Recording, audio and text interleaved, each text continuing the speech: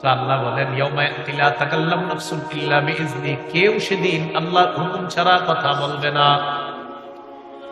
ফামিনহুম শাকিয়্যুন ওয়া সাঈদ, আল্লাহ তাআলা বলেন ওই বিচারের দিবসে, মীমাংসার দিবসে, সেদিন মীমাংসা হওয়ার পর দুইটা দল হবে। মানুষের মধ্যে একটা দল হবে হতভাগা, আর একটা দল হবে সৌভাগ্যবান। ফাআম্মাল্লাযীনা শাকু ফাফিন্নার, যারা হতভাগা তাদের ঠিকানা জাহান্নাম। ওয়া আম্মাল্লাযীনা সুঈদু ফাফিল জান্নাহ, আর যারা সৌভাগ্যবান তারা চিরস্থায়ী জান্নাতের মেহমান। যারা হতভাগা ফিন্নার, তারা জাহান্নামে থাকবে, যারা সৌভাগ্যবান তারা জান্নাতে থাকবে। তাহলে আসেন কি বলতেছে দেখেন, ইন্না ইয়াওমাল ফাসলি কানা মিকাতা, বিচারের দিবসটা সুনির্ধারিত। এবার বিভীষিকাটা কি হবে দেখেন, ইয়াউমা ইউনফাখু ফিস সূর ফাতাতুনা আফওয়াজা, সেদিন সিংহায় ফু দেওয়া হবে, তোমরা দলে দলে উপস্থিত হবে। সিংহায় ফু দেওয়া হবে, তোমরা দলে দলে উপস্থিত হবে।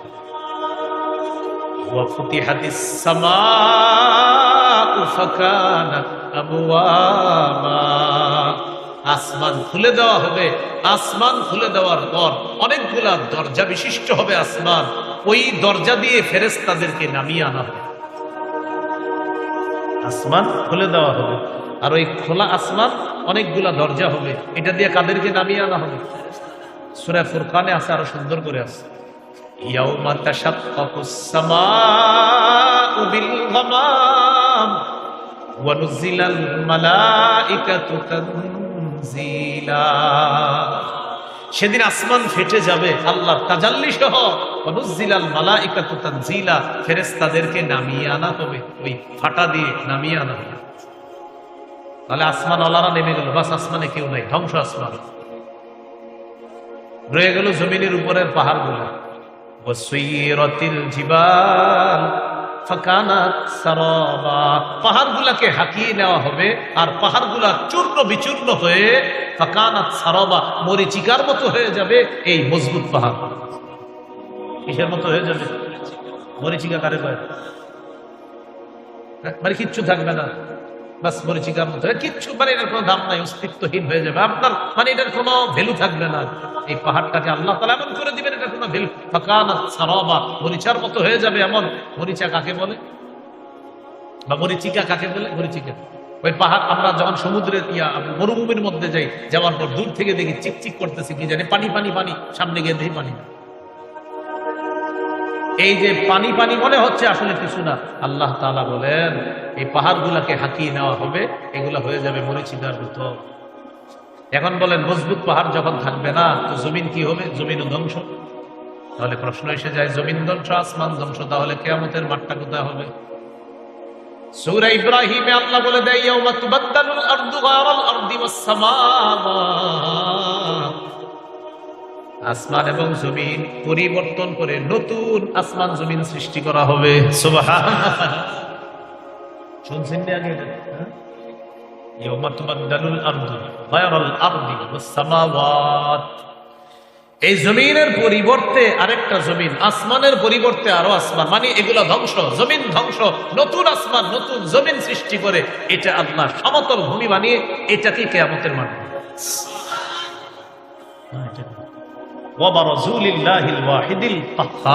মানুষ দলে দলে ছুটে আসবে, বারাজু, তারা আসবে লিল্লাহিল ওয়াহিদিল কাহ্হার, মহা প্রতাপশালী ক্ষমতাধর এক আল্লাহর সামনে মানুষগুলো উপস্থিত। তাহলে ভাই এখান থেকে কি শিখলাম? এই আসমান এই জমিন বাস ধ্বংস হয়ে যাবে, ফেরেশতাদেরকে নামিয়ে আনা হবে। সব ধ্বংস হওয়ার পর আল্লাহ বলেন জমিনকে আবার নতুন করে সৃষ্টি করা হবে, জমিনটাকে পরিবর্তন করে আবার নতুন জমিন করা হবে, আসমান পরিবর্তন করে নতুন আসমান করা হবে। এখানে আল্লাহ কিয়ামতের মাঠ স্থাপন করে বিচার ব্যবস্থা শুরু করবেন। তো ফুতিহাতিস সামাউ ফাকানাত আবওয়াবা ওয়া সুয়িরাতিল জিবালু ফাকানাত সারাবা, এই হলো 20 নম্বর আয়াত।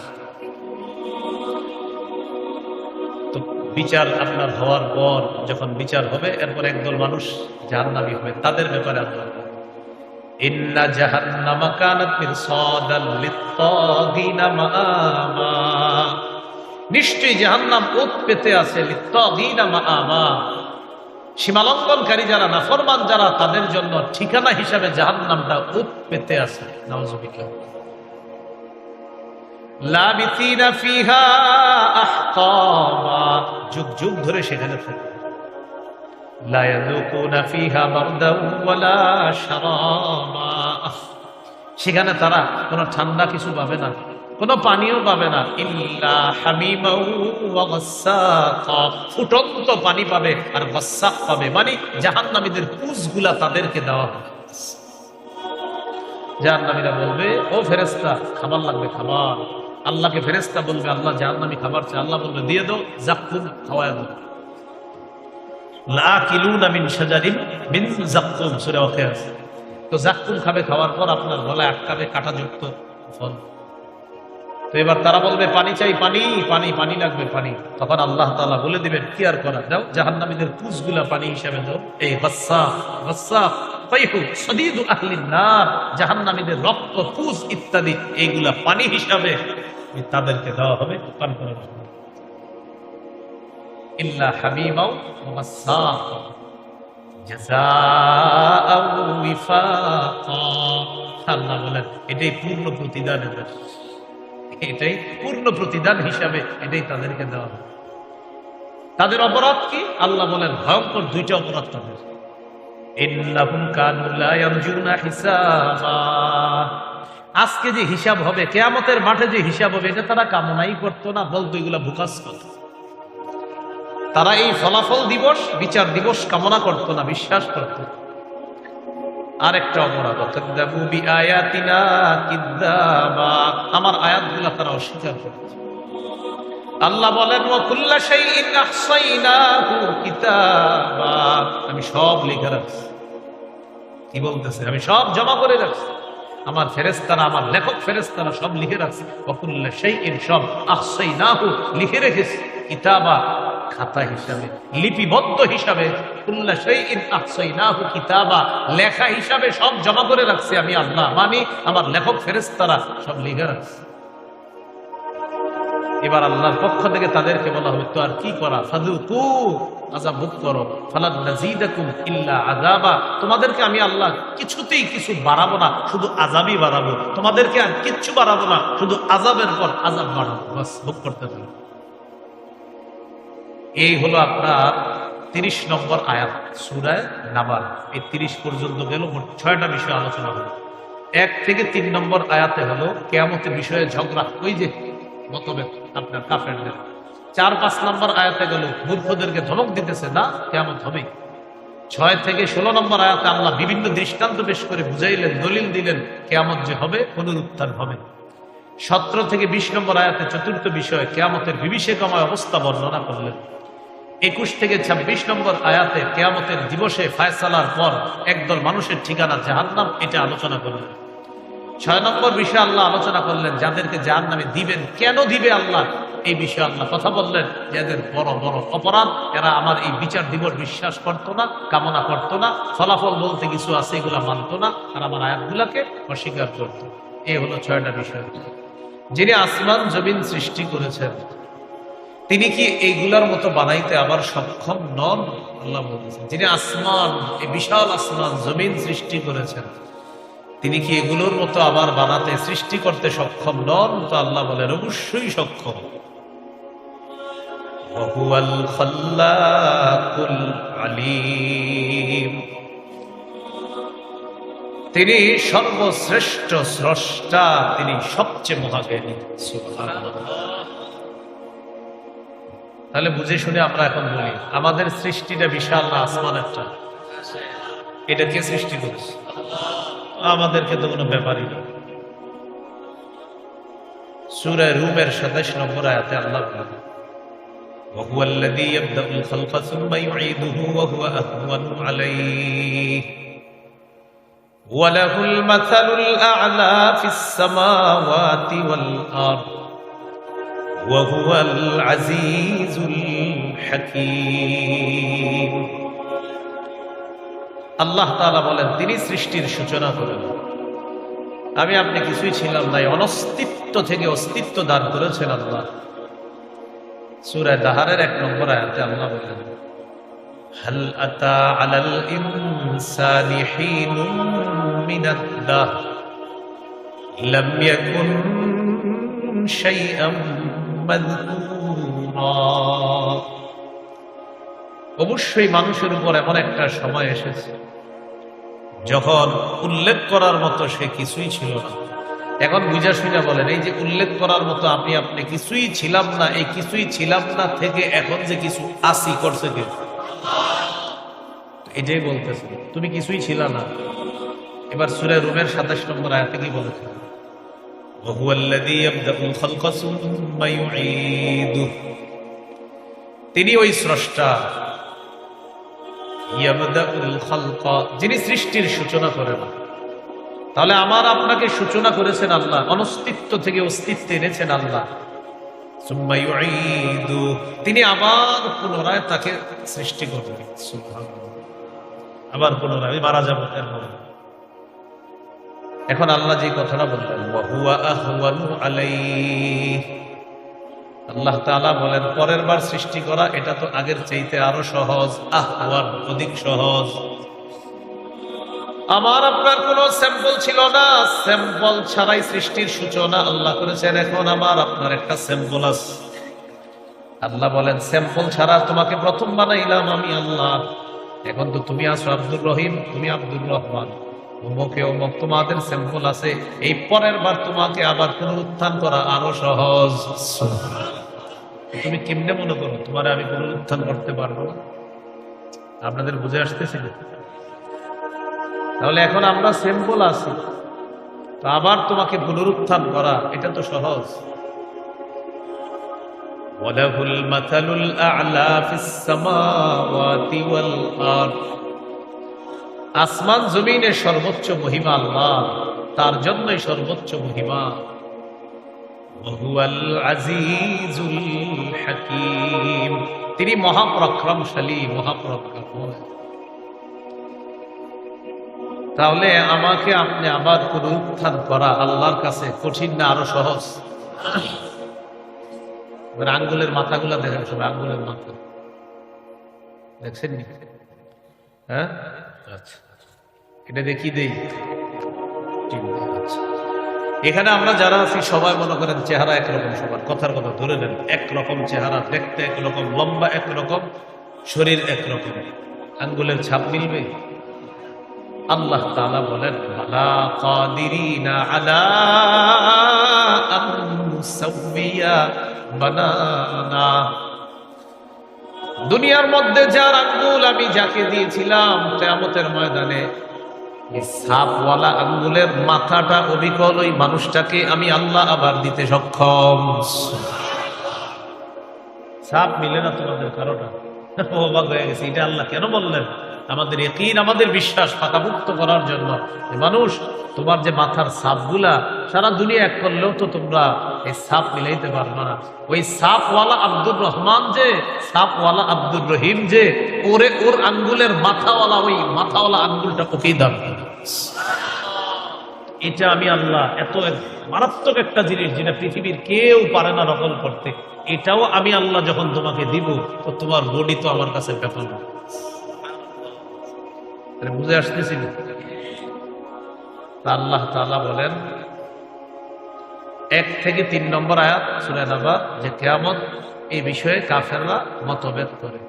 4-5 নম্বর আয়াতে ঝগড়া, আল্লাহ তাআলা ধমক দিছে যারা ঝগড়া করে অবশ্যই জানবা কিয়ামত হবে কিনা, পুনরুত্থান হবে কিনা জানবা। এবার 6 নম্বর আয়াত থেকে আল্লাহ কিছু প্রমাণ পেশ করতেছে, মন দিয়ে শুনেন প্রমাণ কি। আল্লাহ তাআলা বলেন আলাম নাজআলিল আরদা মিহাদা, আমি কি জমিনকে বিছানা বানাইনি? সুবহানাল্লাহ, জমিনকে কি বানাইছে? সূরা বাকারার 21-22 নম্বর আয়াতে আল্লাহ বলেন ইয়া আইয়ুহান নাসু তাকু রাব্বাকুমুল্লাযী খালাকাকুম ওয়াল্লাযীনা মিন ক্বাবলিকুম লাআল্লাকুম তাত্তাকুন الذي جعل لكم الأرض فراشا والسماء بناء। কি বলে হে মানুষ, তোমরা তোমাদের রবকে ভয় করো। হে মানুষ, তোমরা তোমাদের রবের ইবাদত করো। ইয়া আইয়ুহান নাসু উবুদু রাব্বাকুমুল্লাযী খালাকাকুম। হে মানুষ, তোমরা তোমাদের রবের ইবাদত করো, যিনি তোমাদেরকে এবং তোমাদের পূর্বে যারা অতিবাহিত হয়েছে তাদেরকে সৃষ্টি করেছে। তো আল্লাহ বলেন, কেন এটা করবা? লাআল্লাকুম তাত্তাকুন, যাতে তোমরা মুত্তাকি হতে পারো। তাহলে কি বললেন? হে মানুষ, উবুদু রাব্বাকুম, তোমরা তোমাদের রবের ইবাদত করো, যিনি তোমাদেরকে আর তোমাদের পূর্ববর্তী যারা দুনিয়া থেকে বিদায় নিয়েছে, অতিবাহিত হয়েছে, তাদেরকে যিনি সৃষ্টি করেছেন তার ইবাদত করো।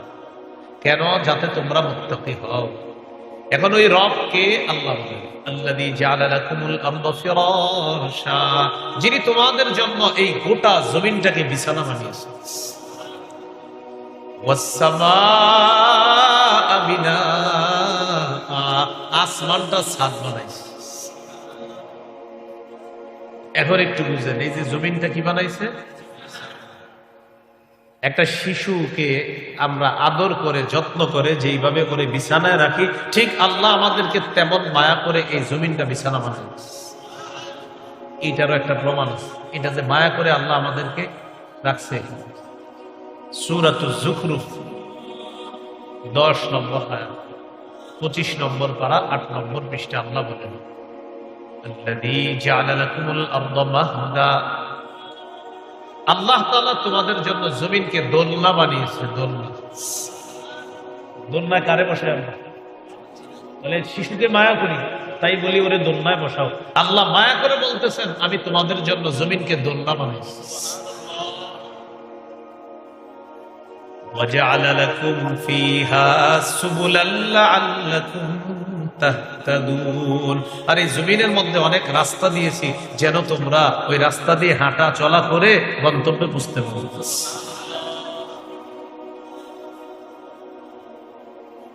সূরা মুলক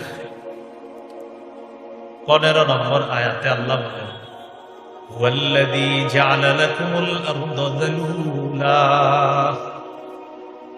আমি তোমাদের জন্য জমিনকে করেছি অনুগত। তিনি ওই সত্তা যিনি তোমাদের জন্য জমিনকে অনুগত করে দিয়েছেন। আল্লাহ তাআলা তোমাদের জন্য জমিনকে অনুগত করে দিয়েছেন। ফামশু ফি মানাকিবিহা, আল্লাহ বলেন তোমরা জমিনের কাঁধের উপর চলো। জমিন তোমাদের জন্য অনুগত করে দিয়েছেন। ফামশু, তোমরা চলো, ফি মানাকিবিহা, জমিনের কাঁধের উপর। ওয়াকুলু মির রিজকি, আর আল্লাহর দেওয়া রিজিক থেকে ভক্ষণ করো।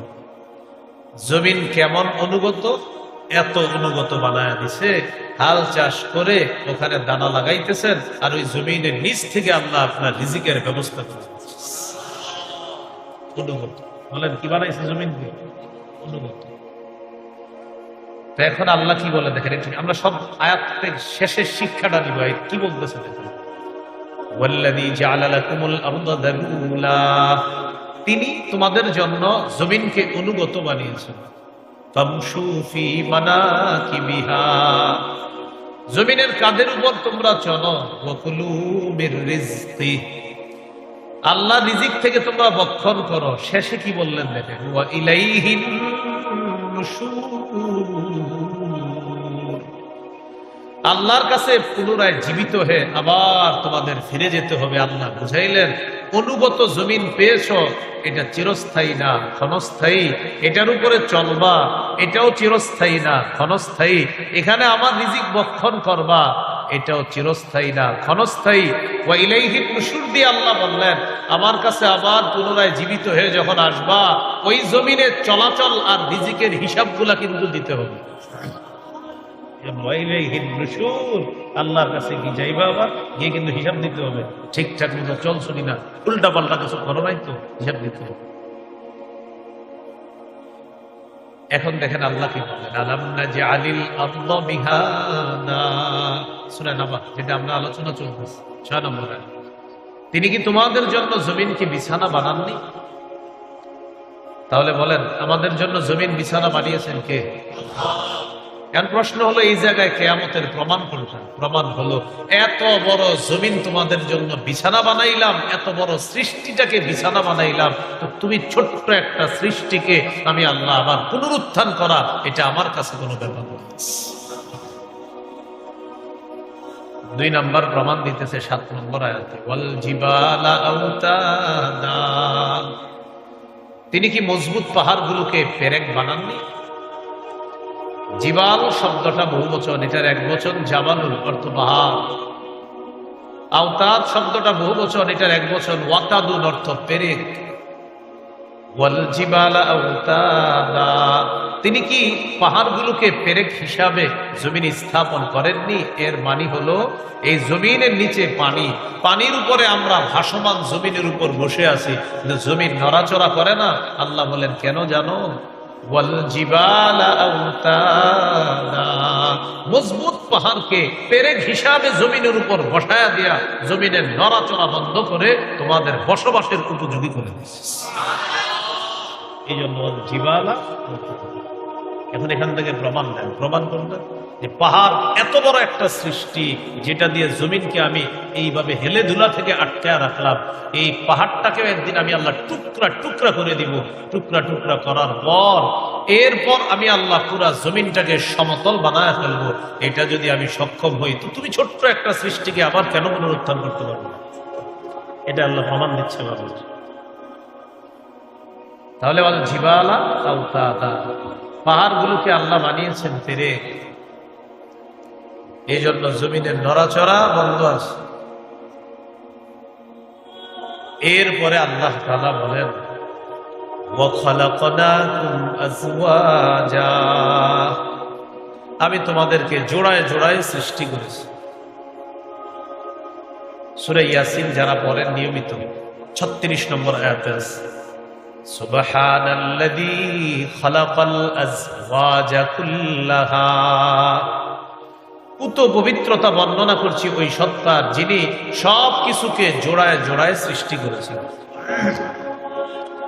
সূরা জারিয়াতের 49 নম্বর আয়াতে আল্লাহ বলেন ওয়া মিন কুল্লি শাইইন খালাকনা যাওজাইনি লাআল্লাকুম তাযাক্কারুন। কত নম্বর আয়াত? 49। বলেন কত নম্বর? 49 এর আগে কত? 48। 48 এর আগে এই 47, 48 আল্লাহ কি বলে আর 49 কি বলে একটু মন দিয়ে শুনুন। সূরা জারিয়াতের 47, 48 আগে শুনি, পরে শুনবো 49। 47 নম্বর আয়াতে আল্লাহ বলেন ওয়াস-সামাআ বানাইনাহা বিআইদিন ওয়া ইন্না লামুসিউন। আল্লাহ তাআলা বলেন আসমানকে আমি আল্লাহ ক্ষমতা বলে সৃষ্টি করেছি। সুবহানাল্লাহ। ওয়াস-সামাআ বানাইনাহা বিআইদিন ওয়া ইন্না লামুসিউন, আসমান আমি নিজ ক্ষমতা বলে স্থাপন করেছি, এইভাবে বানিয়েছি। ওয়া ইন্না লামুসিউন, আমি আল্লাহ সম্প্রসারণকারী। এটা 47। এবার 48 ওয়াল আরদা ফারাশনাহা, জমিনকে আমি আল্লাহ বিছানা করে দিয়েছি। ফানি'মাল মাহিদুন, আমি আল্লাহ কতই না উত্তম বিস্তৃতকারী, আমি কতই না উত্তম বিস্তৃতকারী, আমি কত সুন্দর বিছানা বিছিয়ে দিয়েছি। তাহলে 47 নম্বর আয়াতে 48-এ আবার 47-এ 48-এ, তাহলে বলেন তো জমিনের বিপরীতে, আসমানের বিপরীতে। এবার 49 নম্বর আয়াতে আল্লাহ বলেন ওয়া মিন কুল্লি শাইইন খালাকনা যাওজাইন, আমি প্রত্যেকটা জিনিস জোড়ায় জোড়ায় সৃষ্টি করেছি। মানে আসমানের বিপরীতে জমিন দেখো, আর জমিনের বিপরীতে আসমান। 49-এ গিয়ে বললেন ওয়া মিন কুল্লি শাইইন খালাকনা যাওজাইন, আমি প্রত্যেকটা জিনিস জোড়ায় জোড়ায় সৃষ্টি করেছি। লাআল্লাকুম তাযাক্কারুন, যাতে তোমরা উপদেশ গ্রহণ করতে পারো। তো জোড়ায় জোড়ায় কিভাবে? পুরুষ নারী, নারী পুরুষ, জমিন আসমান, আসমান জমিন, সাদা কালো, কালো সাদা, আলো অন্ধকার, অন্ধকার আলো, সব জোড়ায় জোড়ায় সৃষ্টি করেছেন আল্লাহ তাআলা। তাহলে এবার বলেন ইহকাল, তো ইহকাল যেহেতু করেছি, পরকালও আছে, তাই তোমার মৃত্যুর পর আবার আরেকটা জগৎ আছে, বিশ্বাস করো। এটাই হলো প্রমাণ। আপনারা বুঝতেছেন নি সবাই? এটা আল্লাহ তাআলা বললেন, খালাকনাকুম আজওয়াজা, আমি তোমাদেরকে জোড়ায় জোড়ায় সৃষ্টি করেছি। এরপরে আল্লাহ তাআলা বলেন, ওয়াজআলনা নাওমাকুম সুবাতা, আমি তোমাদের ঘুম নিদ্রাকে বানিয়েছি ক্লান্তি দূরকারী। সুবহানাল্লাহ, কি দূরকারী? বিজ্ঞান বলে কোন মানুষ যদি 6 মিনিটও গভীর ঘুম ঘুমাইতে পারে, তার মধ্যে নতুন করে আবার আল্লাহ তাআলা সজীবতা সৃষ্টি করে দেয়। 6 মিনিট যদি আপনি গভীর ঘুম ঘুমাইতে পারেন, নতুন করে আল্লাহ আবার সজীব সৃষ্টি করে দেবে, আপনার প্রাণ সঞ্চার ফিরে যাবে 6 মিনিট। তাহলে ঘুম কত বড় নিয়ামত না? আপনাদের কিন্তু মাথায় খালি আসবে যে হুজুর ঘুমের লোকে কিয়ামতের সম্পর্ক একটু করে বুঝাইতেছে, মন দিয়ে শুনলেন। কারণ আল্লাহ তাআলা দলিল দিতেছে, তো আমার রবের দলিল তো অবশ্যই সঠিক। যে আল্লাহ নাওমাকুম সুবাতা, আমি তোমাদের ঘুম করেছি ক্লান্তি দূরকারী। মানুষ সারাদিন কাজ করে, তা আল্লাহ তাআলা তাকে ঘুম পাড়ায়, এই ঘুমের মাধ্যমে তার ক্লান্তি আল্লাহ দূর করে দেয়। ঘুম আল্লাহ প্রদত্ত এক মহা ঔষধের নাম হলো ঘুম। সহিহ বুখারীর বর্ণনা 1975 নম্বর হাদিস, 1975। রাসূলুল্লাহ সাল্লাল্লাহু আলাইহি সাল্লামের কাছে এক সাহাবীর ব্যাপারে অভিযোগ গেছে। অভিযোগ, হুজুর এই সাহাবী রাতের বেলা ঘুমায় না, সারা রাত খালি তাহাজ্জুদ করে, বিবির হক আদায় করে না। দিনের বেলা তার বাড়িতে মেহমান আসে, মেহমানদের কোনো খোঁজ খবর রাখে না, কারণ কামাই রোজগারি করে না, মেহমানদের খাওয়াবে কি? নবীজি ডাকলেন, এদিকে আসো তুমি। ওই সাহাবী, ঘটনা কি? বিবির নাকি খোঁজ খবর দাও না, সারা রাত নাকি তাহাজ্জুদ করো। জি। কামাই করো না, সারাদিন তুমি নফল নামাজ পড়তে থাকো, সারাদিন রোজা রাখো, রাতের বেলা তাহাজ্জুদ, দিনের বেলা রোজা রাখে, রাতের বেলা সারা রাত নামাজ পড়ে, আর কোনো কামাই করে না, কিচ্ছু করে না। নবীজি বললেন, ঘুমাও কখন? ঘুমায়। فقال رسول الله صلى الله عليه وسلم ان لجسدك عليك حقا, তোমার উপর তোমার শরীরের হক আছে। ওয়ালি আইনিকা আলাইকা হাক্কা, তোমার চোখের উপর তোমার হক আছে, তোমার চোখের জন্য তোমার উপর হক আছে। তাহলে শরীরের হক আছে, চোখের হক আছে। ওয়ালি জাওজিকা আলাইকা হাক্কা, তোমার উপর তোমার বিবির হক আছে। ওয়ালি জাওরিকা আলাইকা হাক্কা, তোমার মেহমানের উপর, মেহমানের জন্য তোমার হক আছে। তাহলে তোমার শরীরের জন্য তোমার হক আছে, তোমার চোখের জন্য তোমার উপর হক আছে, তোমার স্ত্রীর জন্য তোমার উপর হক আছে, তোমার মেহমানের জন্য তোমার উপর হক আছে, তোমার চোখের জন্য তোমার উপর হক আছে। দ্বারা তুমি ঘুমাইতে হবে, চোখকে বিশ্রাম দিতে হবে। এই ঘুম, এটা আল্লাহ প্রদত্ত এক মহা ঔষধের নাম হলো ঘুমানো। কি করা? আল্লাহ তাআলা আমাদেরকে বুঝার তৌফিক দান করুন। এখন কথা হলো ঘুম। ঘুমের সময় আমরা বলি আল্লাহুম্মা বিসমিকা আমুতু ওয়া আহইয়া, আল্লাহ আপনার নামে মরি, আপনার নামে জিন্দা হই। আল্লাহ তাআলা বুঝায়, দুনিয়াতে তোমাদের মৃত্যুর একটা নিদর্শন আমি আল্লাহ প্রতিদিন দেখা দেই। মৃত্যুর নিদর্শন প্রতিদিন দেখা দেই। তুমি যখন ঘুমাইলা, আমি না চাইলে আর উঠতে পারবা না।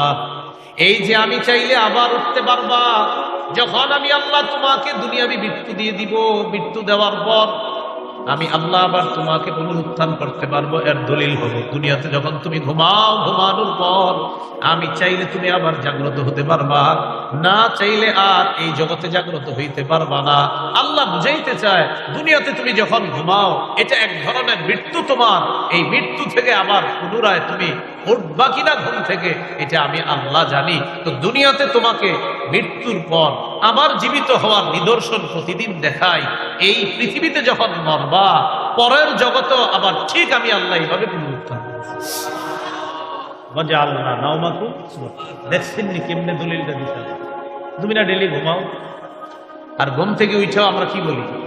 আলহামদুলিল্লাহিল্লাযী আহইয়ানা, সমস্ত প্রশংসা আল্লাহ যিনি আমাদেরকে জীবিত করেছেন, আহইয়ানা যিনি আমাদেরকে জিন্দা করেছেন, বা'দামা আমাতানা আমাদেরকে মৃত্যু দেওয়ার পর, মানে গত রাত 10টায় আমাদের আল্লাহ মৃত্যু দেওয়ার পর আজকে ভোর 4টায় আবার আল্লাহ জিন্দা করেছেন, যে আল্লাহ তার প্রশংসা।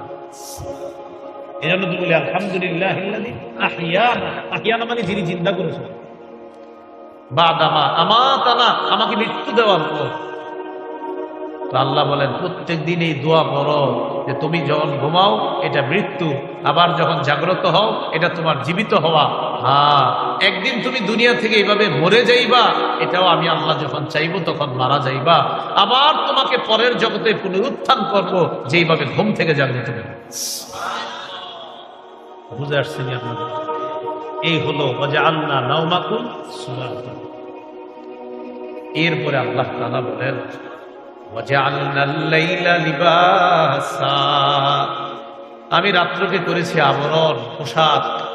এই পোশাক তোমাদের জন্য আমি আল্লাহ দিনের উপরে এই রাত নামক পোশাক আমি আল্লাহ পরায় দিই। কেন জানো? চারদিকের আওয়াজগুলো যেন বন্ধ থাকে, তোমার জন্য একটা আরামের ঘুম হয়। তোমার জন্য একটা কি হয়? আরামের ঘুম। তো এবার বলেন তো, রাতের বিপরীতে, দিনের বিপরীতে, ইহকালের বিপরীতে, পরকালের বিপরীতে কেমতের বলি। তো আল্লাহ বলেন রাতটা কেন দিলাম? রাত দিলাম পোশাক হিসাবে। কিসের পোশাক? দিনের উপরে আমি একটা অন্ধকারের পোশাক পরায়া দিই। ওই অন্ধকারে আমি আল্লাহ প্রদত্ত অনেক কিছু আমি আল্লাহ নাজিল করি, যেন আরামে তোমার ঘুমটা হয়। চারদিকের আওয়াজগুলা বন্ধ করে দিই। বান্দা তোমাকে খুব ভালোবাসি, তো তাই তোমার আরামের ঘুমের জন্য আমি আল্লাহ এই ব্যবস্থা করি। তো এত ভালোবাসে আল্লাহ, আমাদেরকে ঘুম বাড়ায়। ফজরের সময় রবের ভালোবাসা একটু উঠি না? রব আমাদেরকে কত ভালোবাসে। আমাদের আরামের জন্য রাতের উপরে আল্লাহ তাআলা, এই দিনের উপরে আল্লাহ রাতের পোশাক পরায় দেয়, অন্ধকারের পোশাক পরায় দেয়। কেন? কারণ রব তার বান্দাকে অনেক ভালোবাসে। তার ঘুমটা যেন স্বাস্থ্যদায়ক ঘুম হয়, তার ঘুমটা যেন স্বস্তিদায়ক হয়, তার ঘুমটা যেন ক্লান্তি দূরকারী হয়, তার ঘুম যেন হাজারো রোগের শেফা হিসাবে হয়, এমন একটা ঘুম আল্লাহ। এই জন্য ঘুমকে মহা ঔষধ বলা হয়। ঘুমকে কি বলা হয়? যার ঘুম ঠিক, দেখবেন তার পেট, এরপরে যত শারীরিক বিভিন্ন রোগ বিমারি, মাশাআল্লাহ ঘুম ঠিক। যাদের মাশাআল্লাহ ভালো ঘুম হয়, এই জাতীয় লোকদের পেট ইত্যাদির সমস্যা পাবেন না। তো আল্লাহ তাআলা বলেন ওয়াজআলনাল লাইলা লিবাসা, রাতকে করেছি আবরণ, পোশাক। দিনের উপর একটা পোশাক পরিয়ে দিয়েছি আমি আল্লাহ, আমাদের ঘুমটা যেন আরামের ঘুম হয়। এবার ঘুমায় কি করবো আমরা? সকালবেলা উঠা ফজরের নামাজ পড়ার পর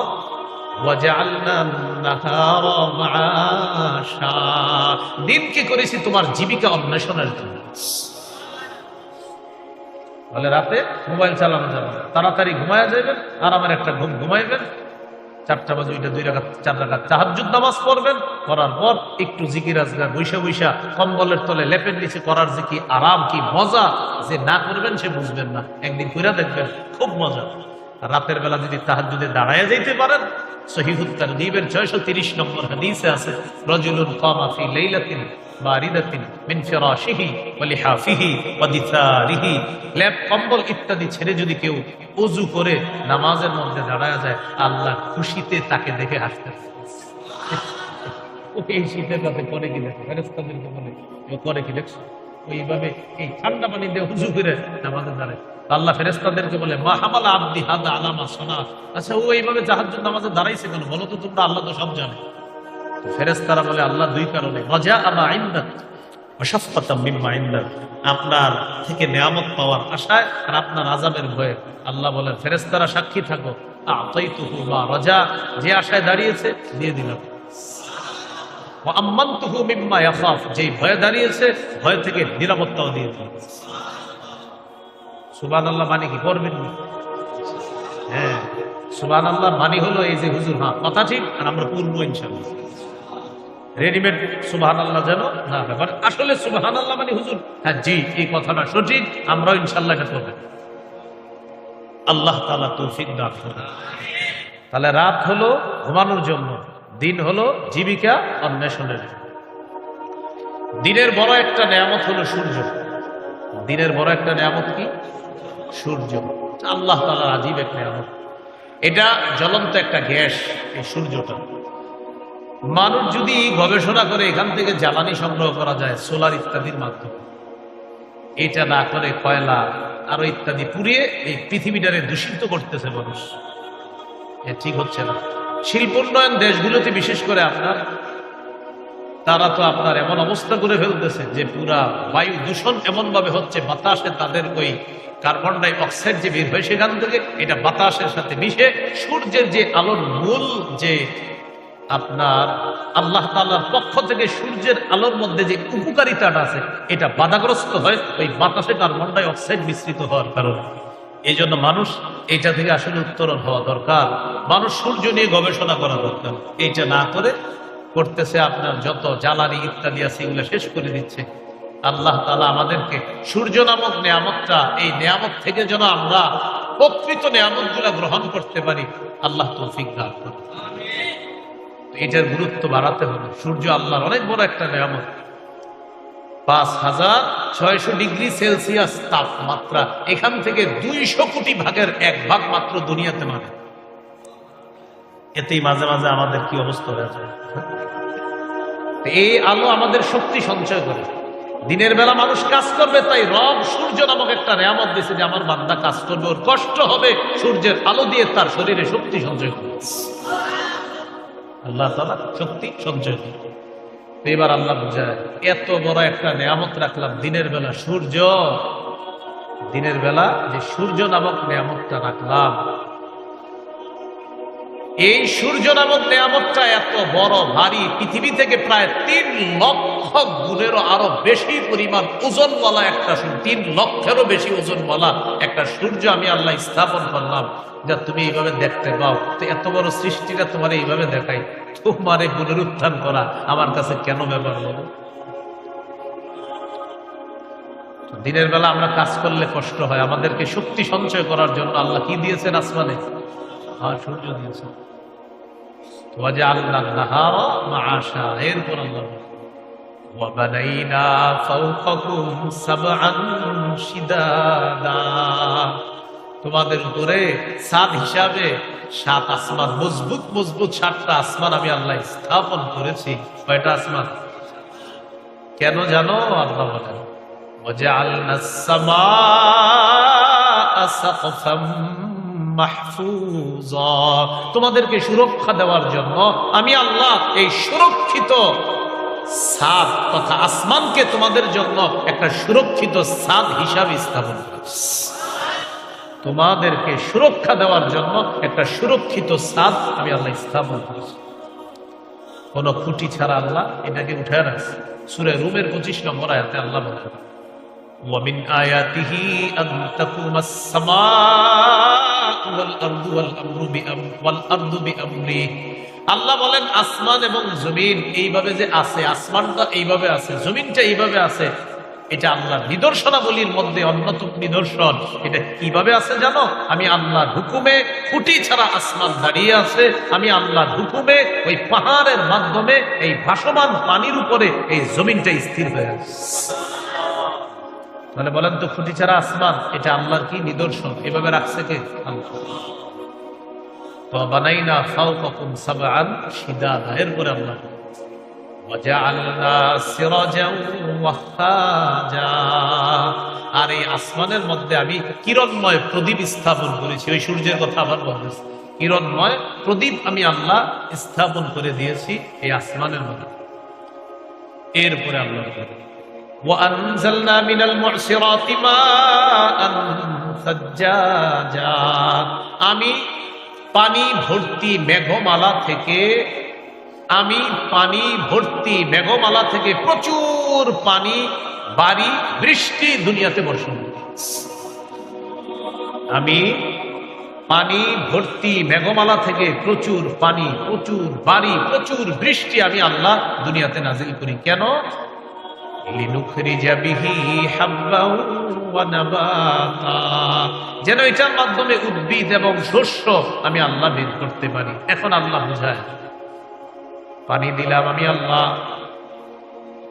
চাষাবাদ করলা, করার পর তুমি একটা ছোট্ট দানা লাগাইলা, দানা লাগানোর পর একটা দানা, এই এক দানা থেকে 7টা শীষ, 7 শীষ উৎপন্ন করার পর এক দানা থেকে গাছ উঠাইলাম, এখান থেকে 7টা শীষ বের করলাম, এক একটার মধ্যে 100 করে দানা আমি আল্লাহ দিয়ে দিলাম। লাগাইছিল এখন একটু কিভাবে মাটিতে ফেলে দিয়ে লাগানোর পরে তাকায় থাকবে, হ্যাঁ বুঝলেন না, উঠবে না, মাটির এইভাবে দিয়ে রাখবে, কিছুদিন পরে উঠে যাবে। তো আল্লাহ বলেন এই যে এটা দিলাম, এই যে আমি উঠাইলাম, এই যে পানির মাধ্যমে এটার প্রাণ সঞ্চার করলাম, তোমারও মরার পর আমি আল্লাহ আবার উঠতাম। তুমি একটু হইলা দেখো, এটা আল্লাহ দেখতেছি, তো উঠে না, না উঠে না, তো বুঝো না, তুমি চাইলে হবে না, আমি চাইলে হবে। এক দানা আমরা লাগাইলাম, আসমানের পানি আল্লাহ দিলেন, তো আল্লাহ বলেন আমি আবার এগুলার প্রাণ ফিরিয়ে দিই, আমি আল্লাহ দুনিয়াকে সজীব করি পানি দ্বারা, মৃত জমিনকে আবার জিন্দা করি। তো মৃত জমিনকে যদি আমি আল্লাহ আবার জিন্দা করতে পারি, তোমার মৃত্যুর পর আবার তোমাকে জিন্দা করব।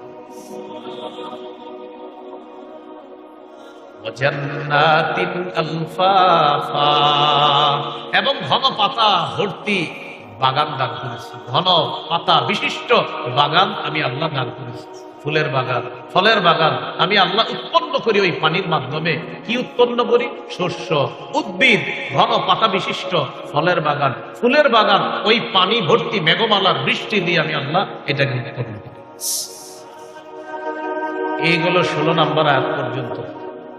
মানে আল্লাহ যে কিভাবে আবার কি করে, যে এটার মাধ্যমে এটা করি, এটার মাধ্যমে এটা সৃষ্টি করি, এটার মাধ্যমে এটা করি, এগুলো আল্লাহ তাআলা বুঝাইলেন। তোমার মৃত্যুর পর আবার তোমাকে আমি পুনরুত্থান করব, এটা আল্লাহ তাআলা অনেকগুলা নিদর্শনের মাধ্যমে আমাদেরকে বুঝিয়ে দিলেন। 7 নাম্বার আর 8 নাম্বার বিষয় 31 থেকে 40 নম্বর আয়াত পর্যন্ত আছে। আর আজকে এতটুকু। আল্লাহ তাআলা আমাদের সকলকে যে কথাগুলো শুনলাম বললাম আমল করার তৌফিক দান করেন।